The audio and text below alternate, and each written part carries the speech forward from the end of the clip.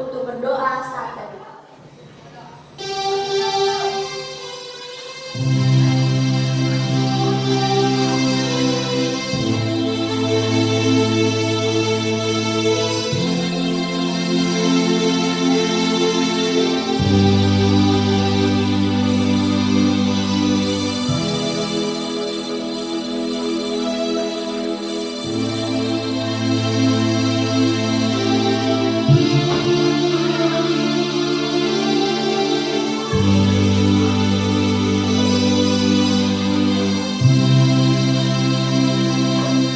Amin.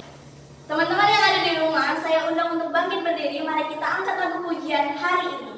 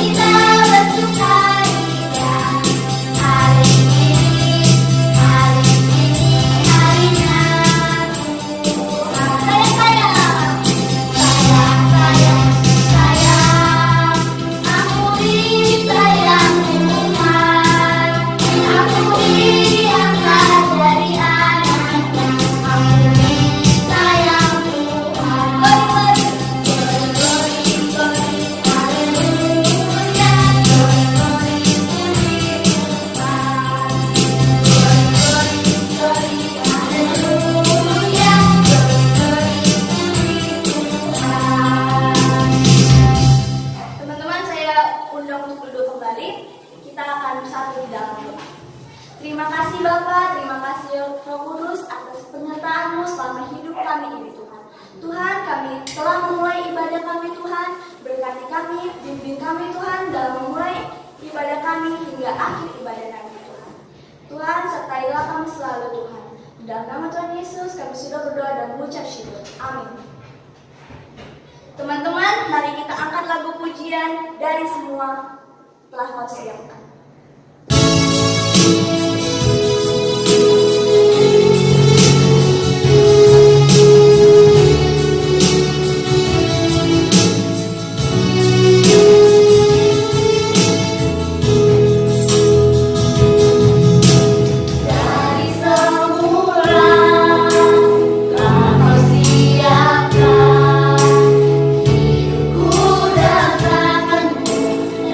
Rencana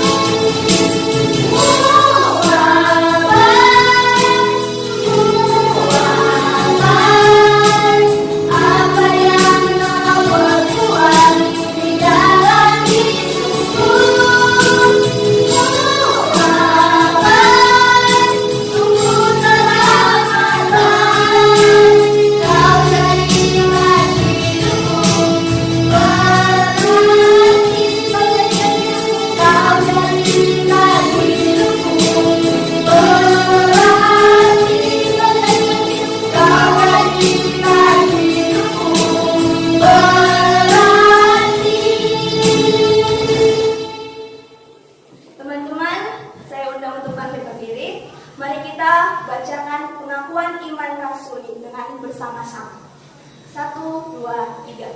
Aku percaya kepada Allah Bapa yang Maha Kuasa, Khalik langit dan bumi, dan kepada Yesus Kristus, Anaknya yang tunggal Tuhan kita, yang terkandung daripada Roh Kudus, lahir dari anak Maria, yang menderita sengsara di bawah pemerintahan Pontius Pilatus, disalibkan, mati dan dikuburkan. Pada hari yang ketiga, bangkit pula dari antara orang mati, naik ke surga, duduk di sebelah kanan Allah Bapa yang Maha Kuasa, dan dari sana Dia akan datang untuk menghakimi orang yang hidup dan yang mati. Aku percaya kepada Roh Kudus, Gereja yang kudus dan am, persekutuan orang kudus, pengampunan dosa, kebangkitan orang mati, dan hidup yang kekal. Amin. Persilakan teman-teman untuk duduk kembali. Kita akan mendengarkan firman Tuhan. Mari kita angkat lagu pujian pribadi yang mengenal hatiku.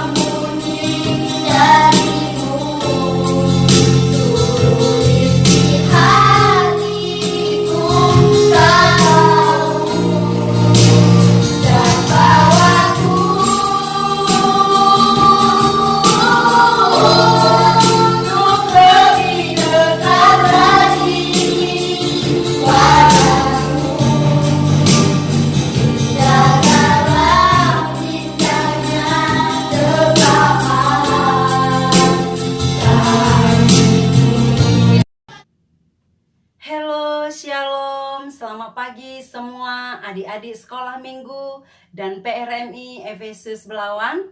Apa kabar semuanya? Salam kasih, salam damai bagi kita semuanya. Adik-adik yang manis, kita akan mendengarkan firman Tuhan.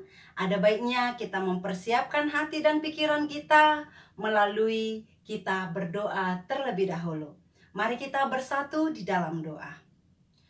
Tuhan Allah Bapa yang bertahta di dalam kerajaan surga, Allah yang kami kenal di dalam nama Tuhan Yesus. Tuhan, kami akan mendengarkan firman Tuhan. Tolong kami dengan Roh-Mu yang kudus agar memahami firman-Mu. Kami sudah siap untuk menikmati kebenaran firman Tuhan. Amin. Nah, adik-adik yang ada di rumah, kita akan membaca firman Tuhan dari Markus pasal yang ke-11 ayat yang ke-9 saja. Ya, Markus pasal yang ke-11 ayat yang ke-9. Pastikan adik-adik yang ada di rumah telah memegang Alkitab dan telah membukanya. Dan kita membacanya secara bersama-sama. Demikian bunyi firman Tuhan.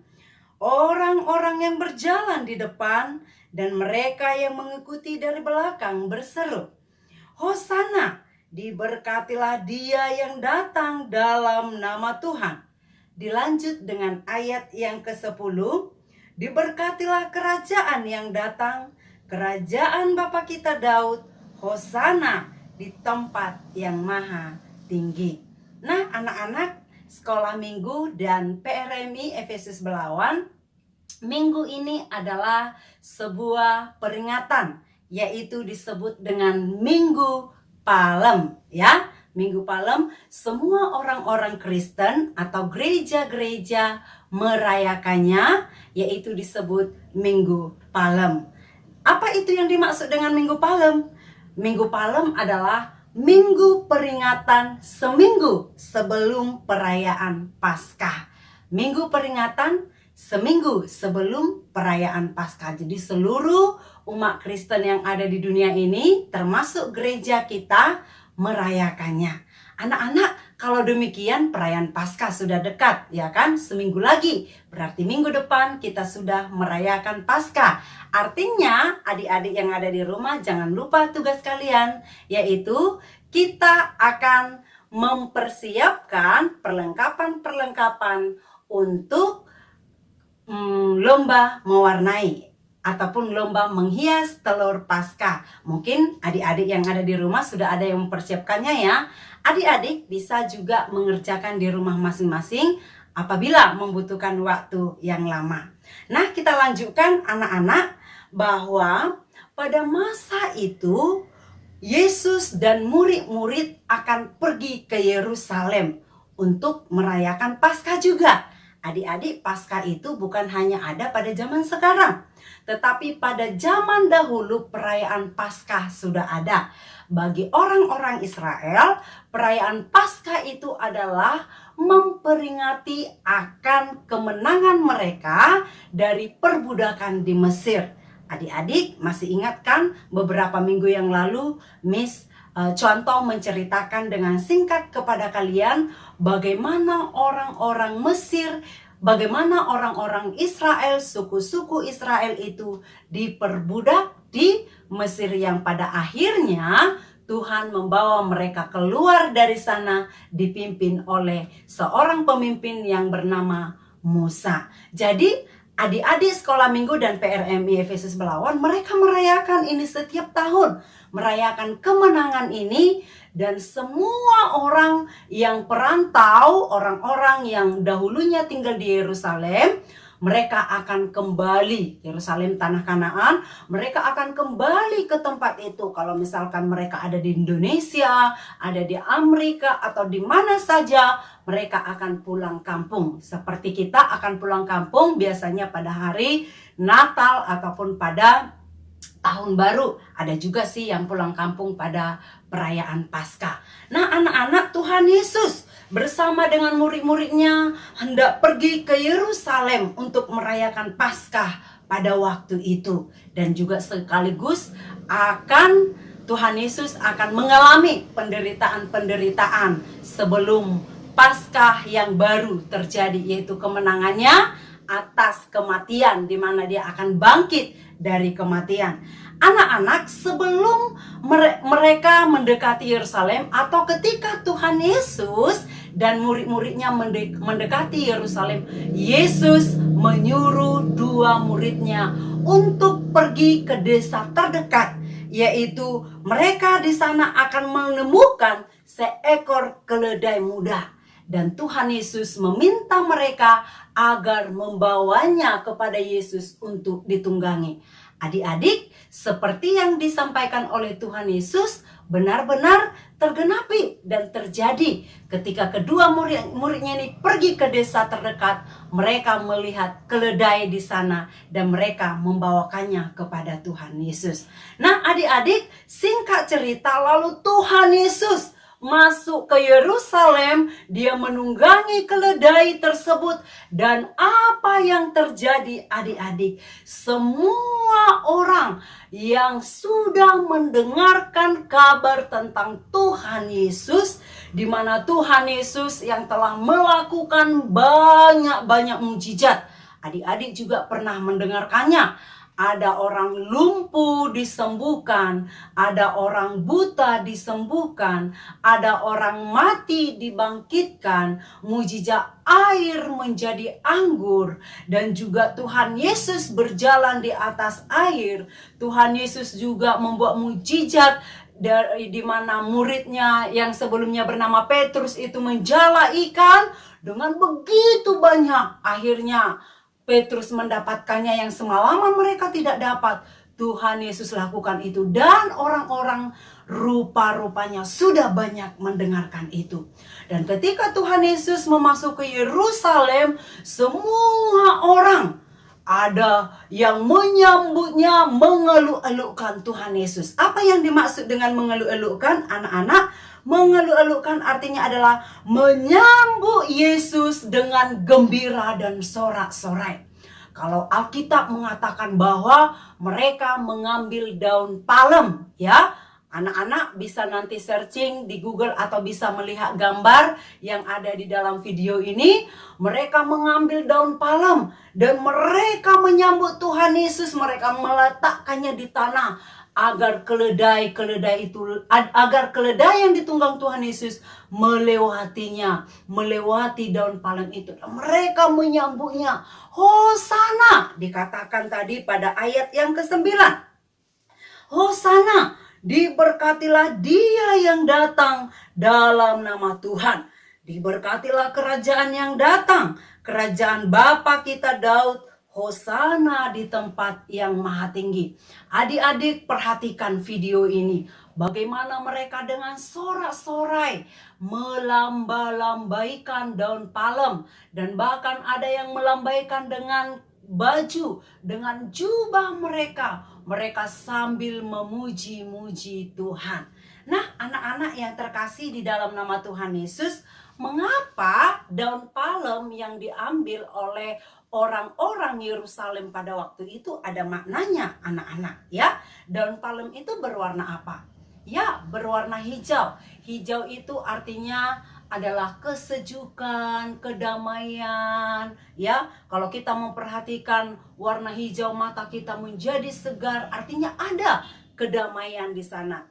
Dan juga anak-anak, daun palem ini juga menyimbolkan kemenangan. Ya, mengapa menyimbolkan kemenangan? Karena kemenangan di musim semi, yaitu dia masih tetap segar, artinya anak-anak ada kehidupan atas kematian. Itu yang dimaksudkan dengan daun palem, sehingga mereka memakai daun palem di dalam menyambut Tuhan Yesus. Nah, anak-anak juga ada makna dengan keledai. Mengapa tidak kuda? Artinya adalah keledai itu adalah binatang yang jinak, ya. Bukan binatang yang dibawa untuk berperang, tetapi binatang yang jinak, artinya ada kedamaian juga di sana. Jadi anak-anak, ketika Tuhan Yesus datang ke Yerusalem, orang-orang Israel sedang mengeluk-elukkan, menyambut Raja Damai. Mengapa ya mereka menyambut Raja Damai? Karena pada waktu itu kasihan sekali juga orang-orang Israel. Mereka memang sudah diselamatkan dari perbudakan di Mesir. Tetapi anak-anak ternyata setelah mereka sampai di Yerusalem, mereka juga tertekan, ya. Mereka dijajah oleh orang Romawi dan mereka berharap ada seorang raja yang akan menyelamatkan mereka. Yang walaupun sebenarnya konsep pemikiran orang-orang Yerusalem di dalam menyambut Tuhan Yesus itu adalah salah. Mereka berpikir akan melawan orang-orang Romawi. Mereka akan mati segera di dalam peperangan. Itu konsep orang-orang Yerusalem. Tetapi Tuhan Yesus menunjukkan Dia datang bukan untuk berperang secara fisik, tetapi Dia datang untuk mendamaikan mereka yang hatinya tertekan selama ini dan mendamaikan dosa-dosa mereka. Mereka yang telah berdosa didamaikan oleh Yesus nantinya melalui penderitaan dan kematiannya di kayu salib. Nah, anak-anak yang ada di rumah, adik-adik sekolah minggu dan remaja GMI Efesus Belawan, ada hal yang akan kita pelajari dari firman Tuhan hari ini adalah, yaitu marilah kita menyambut Yesus itu di dalam hati kita. Kalau orang-orang Yerusalem menyambut Tuhan Yesus itu dengan riang gembira, mereka mengambil daun palem, kita juga harus menyambut Tuhan Yesus di dalam hati kita. Mengapa kita menyambut Tuhan Yesus di dalam hati kita? Karena Tuhan Yesus itu adalah Raja Damai, ya. Tuhan Yesus itu adalah Raja Damai. Dan yang kedua, karena Tuhan Yesus itu adalah Tuhan yang sangat baik buat kita. Mengapa contoh mengatakan Tuhan Yesus adalah Raja Damai? Mengapa contoh mengatakan Tuhan Yesus itu adalah Tuhan yang sudah sangat baik buat kita? Adalah karena Tuhan Yesus telah rela datang ke dunia ini untuk menyelamatkan kita dari dosa-dosa kita. Karena Tuhan Yesus telah rela meninggalkan tahtanya dan datang ke dunia ini untuk menyelamatkan kita dari dosa-dosa kita, untuk mendamaikan kita dengan dosa-dosa kita. Kita yang seharusnya dihukum, kita yang seharusnya disiksa, kita yang seharusnya mengalami kematian yang kekal. Tetapi karena kebaikannya bagi kita, Dia rela datang ke dunia ini. Oleh sebab itu, anak-anak yang ada di rumah, mari kita menyambut Tuhan Yesus itu di dalam hati kita. Ya, menyambut Tuhan Yesus. Selain Tuhan Yesus telah menunjukkan kebaikannya kepada kita lewat memberkati kita dengan banyak berkat seperti talenta-talenta, seperti keluarga dan lain-lain, hal yang perlu kita syukuri adalah Dia rela datang ke dunia ini untuk mendamaikan dosa kita. Kita sambut Dia di dalam hati kita. Nah, anak-anak, bagaimana caranya kita menyambut Tuhan Yesus? Tidak perlu anak-anak pergi sekarang mencari daun palem. Wih, apalagi contoh, tidak tahu di mana harus ditemukan itu. Anak-anak, tidak perlu engkau mengambil parang, lalu kamu mencari dan memotong daun palem. Itu tidak harus dilakukan. Yang harus kamu lakukan adalah naikkanlah puji-pujian kepada Tuhan Yesus. Pujilah Tuhan dengan mulutmu, seperti yang ada di dalam Mazmur 71 ayat yang ke-8 berbunyi, mulutku penuh dengan puji-pujian kepadamu, dengan penghormatan kepadamu sepanjang hari. Anak-anak, mulut kita penuh puji-pujian kepada Tuhan sepanjang hari, memberikan penghormatan kepada Allah. Itulah cara kita di dalam menyambut Tuhan Yesus di dalam hati kita. Jangan lagi pergunakan mulutmu untuk bercakap kotor. Jangan lagi pergunakan mulutmu untuk menghina orang lain. Jangan lagi pergunakan mulutmu untuk mengadu domba. Jangan lagi pergunakan mulutmu untuk membuat keributan. Jangan lagi mempergunakan mulutmu untuk melawan orang tua, untuk menghina orang, untuk tidak sopan. Pergunakanlah mulutmu untuk kemuliaan Tuhan. Termasuklah itu seluruh hidup kita. Demikianlah cara kita menyambut Tuhan Yesus. Kita mau mempraktekkan hari ini, mari kita memuji Tuhan dengan sorak-sorai, dengan kesungguhan hati. Anak-anak, saya mengajak anak-anak di rumah, kita tidak memiliki daun palem, ya. Kita memiliki mungkin ada pita-pita di rumah. Ayo silahkan ambil sekarang. Kamu mungkin memiliki sebuah kain yang sangat cantik yang dapat dilamba-lambaikan. Ayo segera. Atau kamu bisa juga mengambil kertas. Ayo segera. Harus ada kamu pegang di dalam tanganmu. Kita mau memuji Tuhan dengan sebuah lagu. Mari kita sambut Sang Raja. Oke anak-anak, kita praktekkan. Nah, adik-adik, kalau contoh memakai yang ini, adik-adik bisa memakai yang lainnya, adik-adik. Ya, dalam menikah.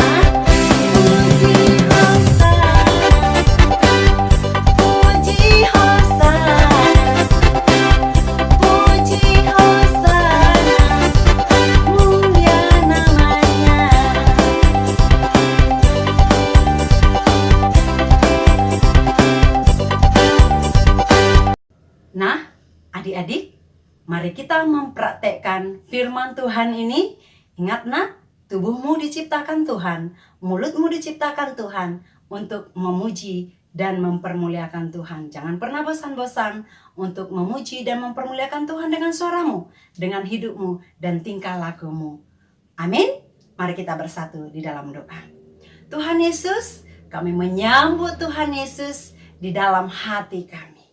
Kami akan mengagungkan Tuhan di sepanjang kehidupan kami.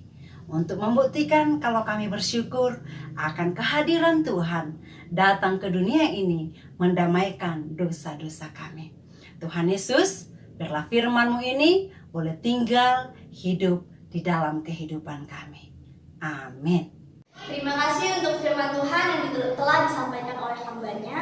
Kita akan mengumpulkan persembahan. Persembahan teman-teman yang di rumah dapat dikumpulkan pada hari Minggu ketika kita melakukan ibadah offline. Kita akan mengangkat lagu pujian, Sungguh Ku Bangga Bapa.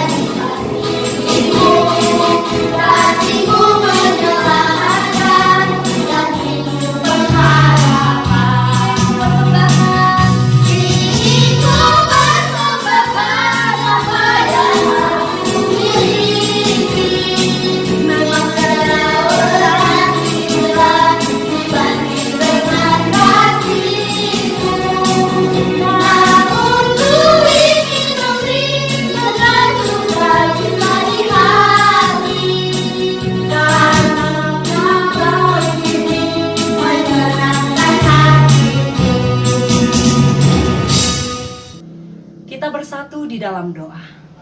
Terima kasih Tuhan untuk rangkaian ibadah kami pada hari ini. Terima kasih, biarlah nama Tuhan senantiasa kami permuliakan. Berkati anak-anak-Mu yang telah mempersiapkan persembahannya di rumah masing-masing. Biarlah itu dipergunakan untuk kemuliaan bagi nama Tuhan. Kami mengakhiri ibadah kami dan kami mengucapkan doa seperti doa yang Tuhan Yesus ajarkan kepada kami. Bapa kami yang di surga, dikuduskanlah nama-Mu. Datanglah kerajaan-Mu, jadilah kehendak-Mu di bumi seperti di surga.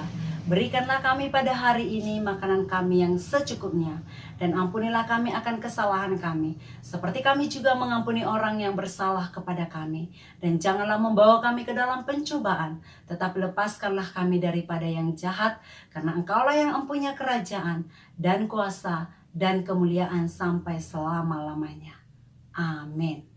Bukalah hatimu dan terimalah berkat daripada Tuhan saja.